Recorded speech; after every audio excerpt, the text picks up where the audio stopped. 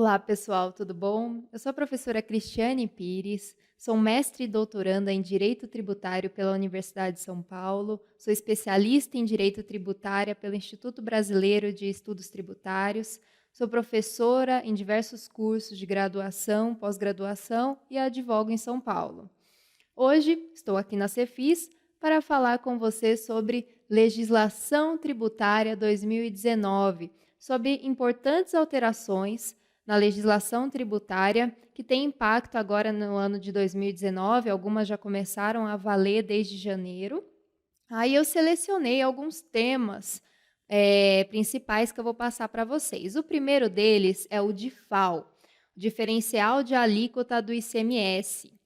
O segundo que nós vamos conversar é sobre as alterações na substituição tributária do ICMS veiculadas agora pelo Convênio 142 de 2018. Depois nós vamos falar sobre o programa Nos Conformes, que está sendo implementado aqui no estado de São Paulo. Vamos falar sobre a Declaração Única de Importação, a DUIMP. Depois nós vamos falar sobre uma questão interpretativa no auxílio alimentação, que está sendo bastante falado. E, por fim, sobre algumas alterações importantes no novo RIR, novo Regulamento do Imposto de Renda, veiculado pela Lei 9.850 de 2018. Então, vamos lá?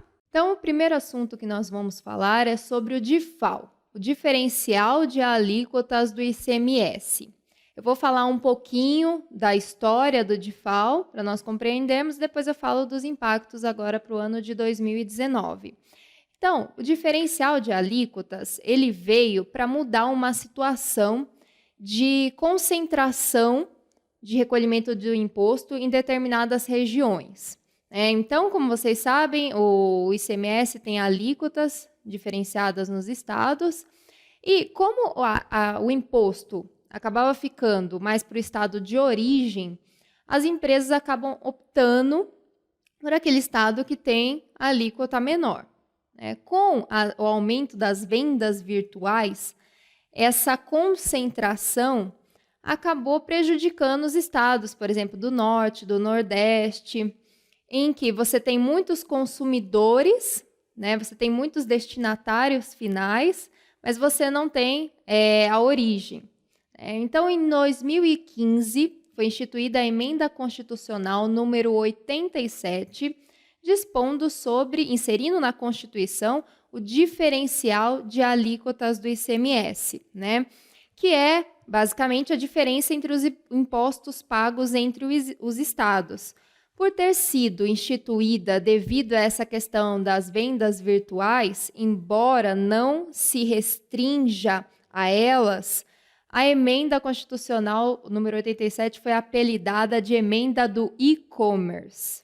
Então, se vocês ouvirem essa expressão, já sabe que se refere a ela. Então, com a nova emenda constitucional, as diferenças das alíquotas do ICMS deveriam ser divididas entre os estados de origem e de destino.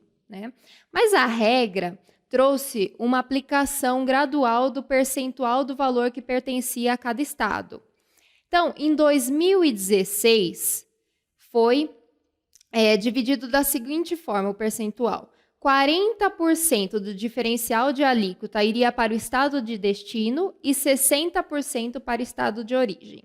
Em 2017, 60% iria para o estado de destino e 40% para o estado de origem. Em 2018, 80% para o estado de destino e 20% para o estado de origem. Então, veja que foi crescendo o percentual para o estado de destino e reduzindo o percentual para o estado de origem. Até que agora, a partir do ano de 2019, o diferencial de alíquota passa a ser remetido totalmente, 100% para o estado de destino da mercadoria. Então, a partilha do DIFAL esse ano acabou. Então, ao estado de origem das mercadorias, caberá a alíquota interestadual.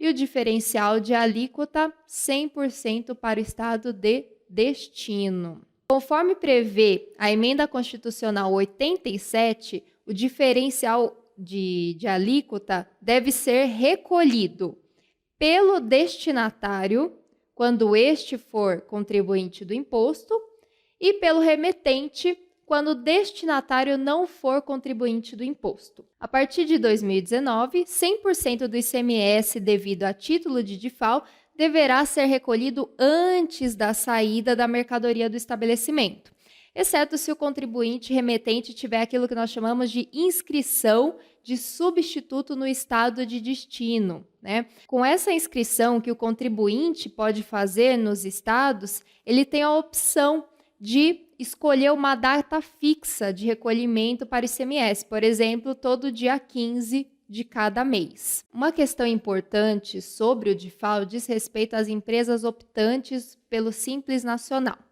Então, o convênio ICMS 93 de 2015 traz uma cláusula, a cláusula 9ª, dizendo que a questão do diferencial de alíquota se aplica às empresas optantes pelo Simples Nacional. Ocorre que o STF deferiu uma liminar suspendendo a aplicabilidade dessa cláusula, razão pela qual o DIFAL não se aplica a essas empresas, não se aplica por enquanto a essas empresas. No estado de São Paulo, foi até editado o comunicado CAT número 8 de 2016, que esclarece esse assunto, né? Indica-se que o contribuinte, ao emitir nota fiscal nessas relações interestaduais, destaque na nota que o recolhimento do ICMS DIFAL está suspenso conforme medida cautelar na ADI 5.464, ok? Tudo isso vocês vão ver nos slides, no material que está disponível para download aqui no portal. O próximo tema que nós vamos conversar é sobre substituição tributária do ICMS, as alterações veiculadas pelo Convênio 142 de 2018. Então, com a publicação deste convênio, novas regras foram definidas para o regime de substituição tributária com efeitos para 1º de janeiro de 2019. Importante destacar que as operações interestaduais continuam dependendo de acordo entre os estados, os quais podem trazer diferentes regras do previsto no convênio 142. Né? Então, se vocês observarem na cláusula 2ª do convênio, o caput diz: a adoção do regime de substituição tributária nas operações interestaduais dependerá de acordo específico celebrado pelas unidades federadas interessadas. Né? A critério da unidade federada de destino, ao estado de destino, a instituição do regime de substituição tributária dependerá ainda de ato do Poder Executivo para internalizar o acordo específico celebrado pelas unidades federadas interessadas. Então, é preciso que o Poder Executivo, por meio de decreto, internalize essas disposições. Nós já temos alguns estados que se manifestaram a respeito do convênio e outros que ainda estão na pendência de.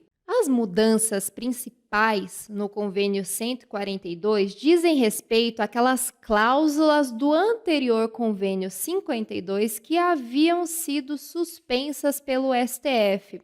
Então, muito se discutiu a respeito de algumas cláusulas no convênio 52 de 2017 que haveriam ultrapassado os limites do convênio, ferindo, por exemplo, o princípio da legalidade, ao tratar de responsabilidade, ferindo algumas regras de tributação na inserção do ICMS na própria base de cálculo do tributo. Essas alterações foram levadas ao Supremo na ação de declaração de inconstitucionalidade número 5.866 e o Supremo se manifestou deferindo a liminar para fins de suspender as cláusulas 8ª, 9ª, 10ª, 11ª, 12ª, 13ª, 14ª, 16ª, 24ª e 26ª do convênio 52. Os estados, então, decidiram editar o convênio 142 para resolver esse problema, trazendo novas cláusulas, alterando aquilo que vinha sido discutido nessa ADI. Então, as principais cláusulas que foram alteradas e que nós vamos falar hoje serão a cláusula 8ª do Convênio 142, que fala de responsabilidade, a cláusula 9ª, que fala de hipóteses de inaplicabilidade do regime ST, cláusulas 10ª a 14ª, que falam sobre o cálculo do imposto retido, cláusula 16ª, que trata do ressarcimento, cláusulas 24ª a 26ª, que tratam da pesquisa de preço e fixação de margem de valor agregado, chamado MVA, e do preço médio ponderado a consumidor final, PMPF. A primeira cláusula que nós vamos falar é da cláusula 8ª. Então, o convênio 52, ele trazia uma regrinha no parágrafo 2º da cláusula 8ª, né, vocês vão observar que eu fiz uma tabela comparativa, coloquei no material e destaquei aquela cláusula que foi retirada. Então, está em vermelho.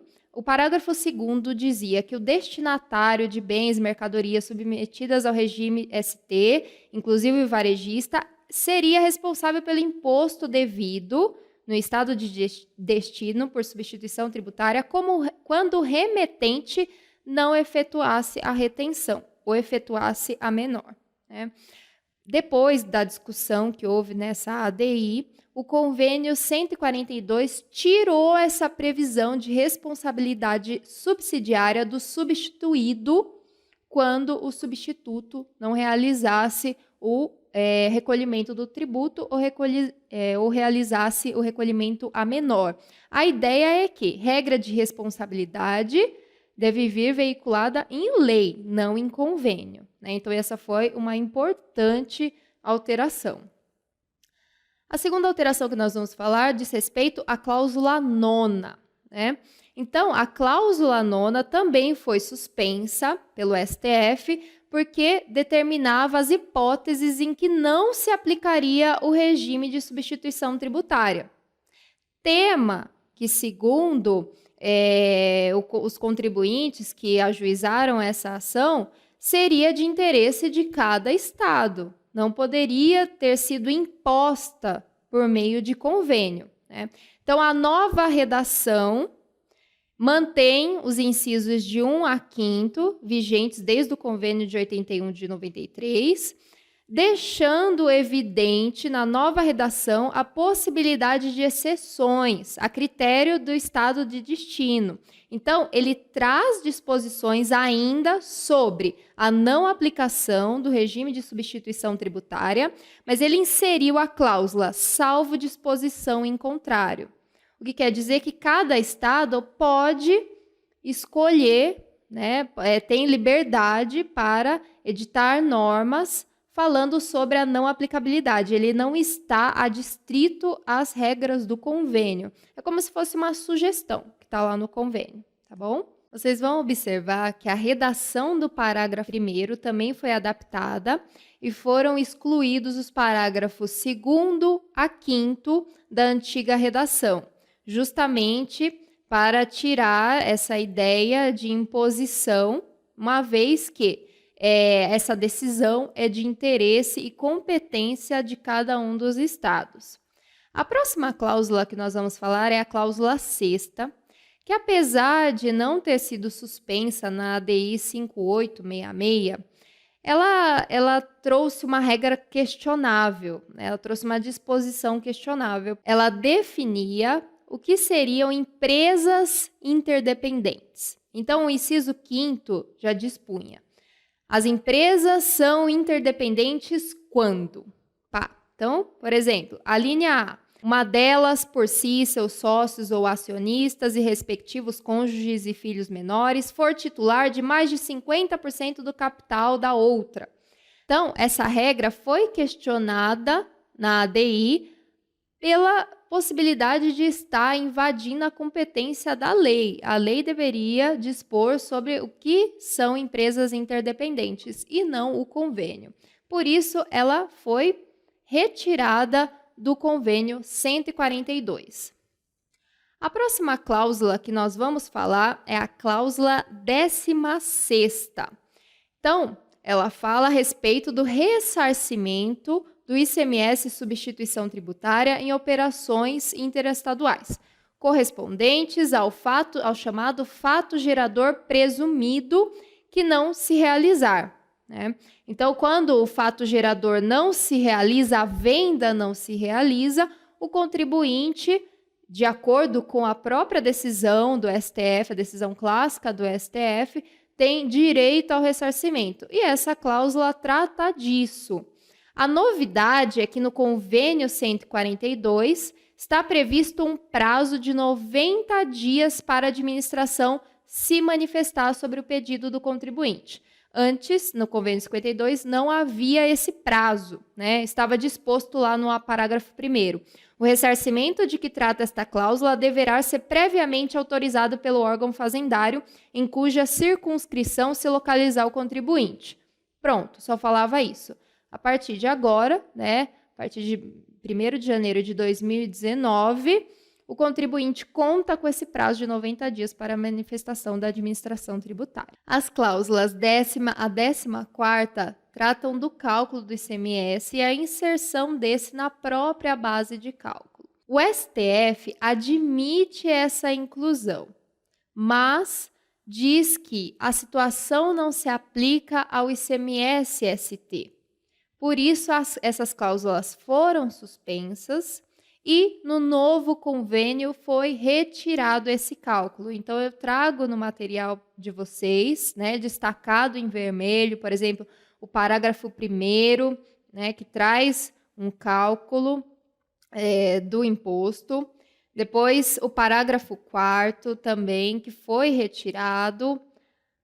A cláusula 13ª, que não encontra correspondente no convênio 142. A cláusula 13ª desse novo convênio é totalmente diferente, tá bom? E a cláusula 14ª, que também sofreu grandes alterações, justamente para retirar essa inclusão do ICMS na própria base de cálculo quando se trata do regime de substituição tributária. Por último, as cláusulas 24ª e 26ª também foram alteradas. Por quê? A cláusula 24ª, na antiga redação, previa a possibilidade de se aceitar pesquisas de entidades representativas a critério do fisco. Agora, no novo convênio, estabeleceu-se uma garantia de que as referidas entidades sejam ouvidas. Então, está garantido, né, a opinião, as pesquisas de entidades representativas. A cláusula 26ª admite os preços de promoção e de comercialização privilegiada para a pesquisa do MVA e do PMPF. Então, revoga-se a antiga redação que previa a autonomia dos estados de estabelecer outros critérios de fixação, tanto do MVA quanto do PMPF. O próximo critério vem veiculado pelo artigo 9º da lei complementar e diz respeito à classificação do contribuinte de acordo com o perfil de seus fornecedores. Então, para você ter uma ideia, será classificado com a nota A+, o contribuinte que tiver no mínimo de 70% de seus fornecedores, né, de suas entradas provenientes de fornecedores que sejam classificados com as notas A+ e A, e no máximo 5% de seus fornecedores classificados na categoria D. Já, se o contribuinte tiver menos de 40% de seus fornecedores classificados com notas A+, A e B, e mais de 30% deles classificado com a nota D, esse contribuinte será classificado com a nota D. Então, veja que a nota dos fornecedores atinge diretamente a nota do contribuinte. Isso vem sendo largamente questionado aqui no Estado, se seria constitucional essa classificação de acordo com os fornecedores, e também as dificuldades de implementação dessa classificação fizeram com que esse critério fosse adiado, né? Então, ainda não está sendo aplicado. Vamos ver se nos próximos meses ele será efetivado ou então sofrerá mudanças, né? Nós teremos que acompanhar isso de perto. Uma disposição muito importante está veiculada no artigo 6º, que diz que o contribuinte será previamente informado sobre a sua nota, sobre a sua classificação. Isso é muito importante, então o contribuinte já sabe que vai ser informado. Mas uma outra questão é que essa informação também ficará disponível para consulta pública no site eletrônico da Secretaria da Fazenda. Então, as pessoas terão acesso à nota dele. Isso é uma coisa que também vem sendo discutida, né?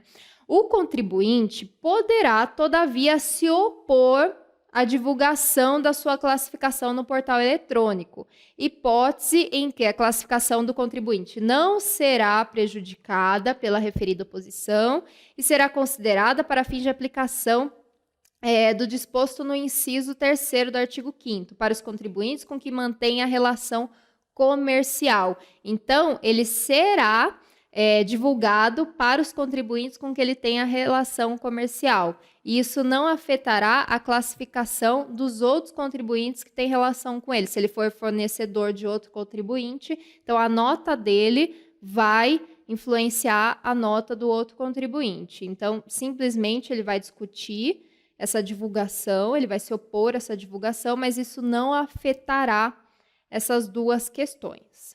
O artigo 14 traz uma disposição muito importante a respeito dessa proximidade, dessa comunicação entre a Fazenda e os contribuintes. Ela dispõe que a Secretaria da Fazenda incentivará os contribuintes do ICMS a se autorregularizarem através dos seguintes procedimentos: a análise informatizada de dados, AID, e a análise fiscal prévia. Então, a Fazenda fará um cruzamento de dados, identificará inconsistências para comunicar ao contribuinte e esse ter a oportunidade de se autorregularizar. Diz o parágrafo 1º que, a critério da Secretaria da Fazenda, o contribuinte poderá ser notificado sobre a constatação dos indícios dessas irregularidades, hipótese em que ficará salvo das penalidades, previstas no artigo 85 da Lei 6.374, desde que ele sane essas irregularidades no prazo indicado na notificação. Isso é muito importante, isso é uma mudança de paradigmas na relação contribuinte e Estado, Então, você tem mais disposições sobre isso, eu coloco tudo no material. O artigo 16º diz que, de acordo com a classificação atribuída ao contribuinte, ele fará jus às seguintes contrapartidas. Então, traz uma série de direitos que o contribuinte vai ter a partir da sua nota. Então, por exemplo, quanto maior a sua nota, mais direitos ele tem. Se ele for classificado na categoria A+, você tem possibilidade de acesso ao procedimento de análise fiscal prévia. Então, o contribuinte poderá acompanhar esse processo de análise, autorização para apropriação de crédito acumulado, observando os procedimentos simplificados na forma e condições estabelecidas no regulamento, efetivação de restituição, de que trata o artigo 66B da Lei 6.374 de novo, autorização para pagamento do ICMS relativa à substituição tributária de mercadoria oriunda de outra unidade federada. Então, assim, ele tem uma série de prerrogativas se ele for classificado com uma nota maior. Conforme a nota for diminuindo, esses direitos são reduzidos, Essas benesses são reduzidas. Por último, eu separei para falar com vocês sobre o artigo 19, que trata sobre o devedor contumaz. Tá? Então, quando o contribuinte for considerado devedor contumaz, e ele traz os critérios para isso, por exemplo, possuir débito de ICMS declarado e não pago, relativas a 6 períodos de apuração consecutivos ou não nos 12 meses anteriores. E tem o outro inciso também que trata disso. Se esse contribuinte for considerado devedor contumaz, ele ficará sujeito ao regime especial para cumprimento das obrigações tributárias, na forma e condições previstas em regulamento. Então, o regulamento vai dizer essa forma e condições. Aqui o contribuinte deverá ser submetido caso recaia nessa classificação, tá bom? O próximo tema que nós vamos conversar é sobre o novo processo de importação que começa com a instituição da Declaração Única de Importação, a DUIMP.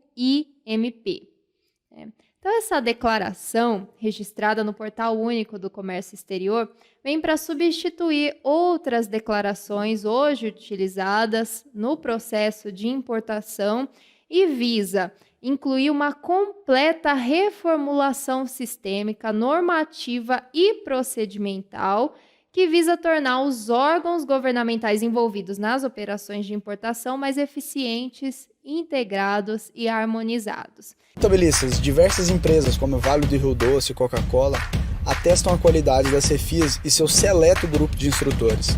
O propósito da Cefis é tornar ridiculamente simples qualquer pessoa a aprender e ensinar qualquer coisa.